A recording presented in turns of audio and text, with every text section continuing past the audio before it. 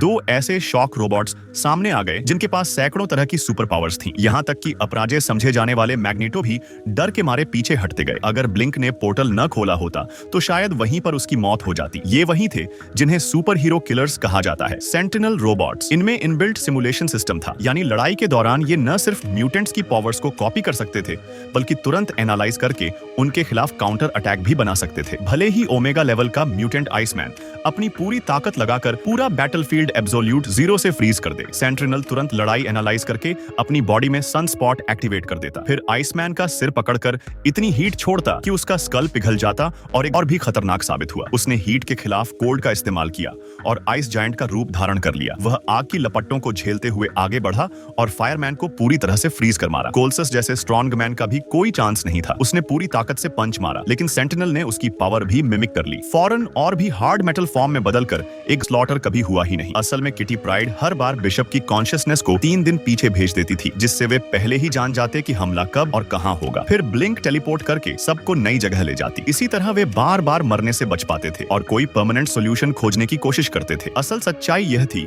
कि 2024 तक म्यूटेंट्स इंसानों के लिए पब्लिक एनिमीज बन चुके थे। जरा सी गलती होने पर उनकी पावर्स दबाकर उन्हें कंसंट्रेशन कैंप्स में डाल दिया जाता था। और ये सेंटिनल्स जिन्होंने म्यूटेंट्स की जिंदगी नरक बना दी, असल में म्यूटेंट्स की डीएनए से ही बनाए गए थे। 1973 में डॉक्टर ट्रास्क ने कई म्यूटेंट्स को पकड़कर टॉर्चर किया और पहली पीढ़ी के सेंटिनल्स बनाए, लेकिन यह रहस्य मिस्टीक को पता चल गया। वह अपने साथियों की तकलीफ नहीं देख पाई और ट्रास्क को मार प्रोग्राम और तेजी से शुरू कर दिया। मस्टाइक को पकड़कर उसके डीएनए से सीक्रेट अनलॉक किया गया, जिससे सेंटिनल किसी भी म्यूटेंट की पावर्स कॉपी कर सकते थे। अगले 50 सालों तक सेंटिनल्स ने अनगिनत म्यूटेंट्स का सफाया कर दिया। एक्सेवियर और मैग्नेटो तक को एकजुट होना पड़ा ताकि रेजिस्टेंस बचा सके। तभी प्रोफेसर को आइडिया आया, किटी प्राइड की एबिलिटी से किसी की कॉन्शियसनेस 50 साल पीछे भेज दी जाए। अगर मिस्टीक को पकड़ने से रोका जा सके तो सेंटिनल्स बन ही नहीं पाएंगे और भविष्य बदल जाएगा। लेकिन किटी ने कहा, इतनी लंबी जर्नी पॉसिबल नहीं, क्योंकि इतने सालों तक किसी का माइंड स्ट्रेच्ड रह नहीं सकता, यानी जो भी जाएगा वह बीच में ही मर जाएगा। तभी प्रोफेसर बोला, what if someone's mind has a way of snapping back? What if someone can heal as fast as they rip apart? यानी वुल्वरीन का हीलिंग फैक्टर, शायद यह जंप सर्वाइव कर सकता था। वुल्वरीन ने जिम्मेदारी ली और टाइम ट्रैवल शुरू हुआ। प्रोफेसर ने उसे हिदायत दी कि अतीत में जाकर यंग एक्सेवियर को मनाना जरूरी है, क्योंकि वही म्यूटेंट्स की आखिरी उम्मीद है। वुल्वरीन ने वादा किया कि जैसे ही वह अतीत में पहुंचेगा, वह कार लेकर एक्सेवियर को ढूंढेगा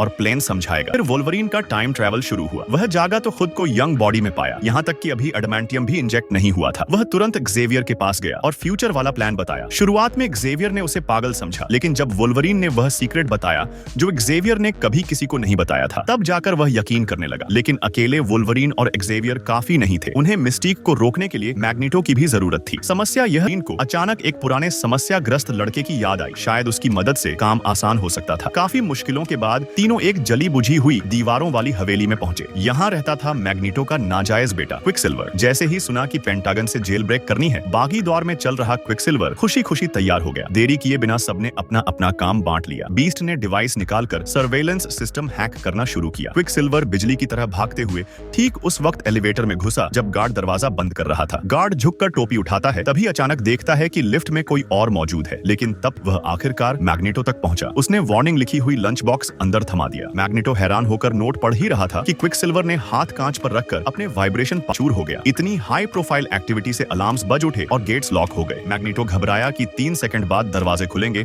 और सैकड़ों हथियारबंद गार्ड्स उंडल डाली। टोपी किसी के चेहरे पर रखी, किसी का हाथ मोड़ दिया, किसी की गन का एम बदल दिया, ताकि जैसे ही टाइम नॉर्मल हो गार्ड्स खुद ही एक दूसरे पर वार कर दें। बुलेट्स की दिशा अगर क्विकसिल्वर साथ रहा तो सबका हीरो वही बन जाएगा। तो उन्होंने उसे यहीं अलविदा कहा और प्लेन से पेरिस निकल पड़े। उधर डॉक्टर ट्रास्क सैन्य अधिकारियों को सेंटिनल्स का डेमो दिखा रहा था। उसने बताया कि उसने म्यूटेंट ट्रैकर बना लिया है जो आधे मील दूर से एक्स जेन डिटेक्ट कर सकता है और तुरंत हमला कर सकता है। लेकिन जब उसने बटन दबाया तो लाइट एरर में रेड हो गई। उसी वक्त एक वियतनामीज जनरल के सामने अचानक मिस्टीक ने असली रूप ले लिया। उसने गार्ड्स को खत्म किया और ट्रास्क को मारने की कोशिश। कभी इतने खतरनाक नहीं बन पाएंगे। उसने गन उठाई और मास्टिक पर गोली चला दी। बुलेट उसके कंट्रोल से टकराई और मिस्टिक के पैर में लगी। इस तरह पहली बार म्यूटेंट्स पूरी दुनिया के सामने एक्सपोज हो गए। मैग्नेटो ने आसमान से फिर अटैक किया, लेकिन इस बार बीस्ट और एक्सेवियर ने उसे रोक दिया। मिस्टिक घायल होकर भीड़ में गायब हो गई। ट्रास्क ने इसी मौके का फायदा उठाया। उसने दुनिया को म्यूटेंट्स का खतरा दिखाकर सेंटिनल प्रोग्राम को ग्रीन सिग्नल दिलवा दिया। मिस्टिक के खून के सैंपल से उसका रिसर्च और तेज हो गया। मैग्नीटो एक्सेवियर की दया से तंग आ गया। उसने अकेले ही कदम उठाया। वह ट्रेन में गया जहां सेंटिनल्स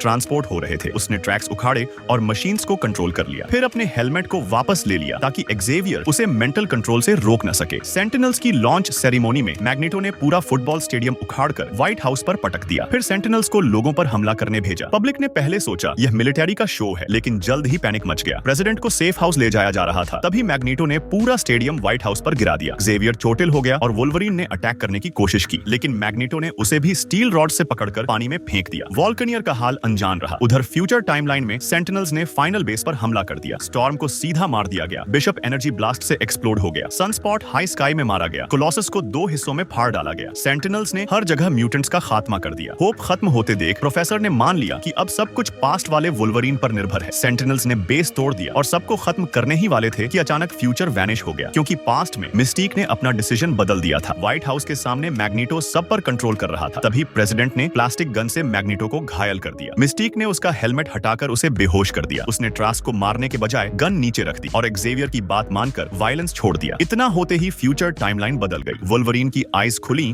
तो उसे सब नॉर्मल लगा, जैसे कोई लंबा सपना देखा हो। उसने देखा कि सारे मरे हुए प्रोफेसर एक्सवेयर सामने आया और वॉल्कवेयर को देखकर बोला, मैं तुम्हारा इंतजार कर रहा था।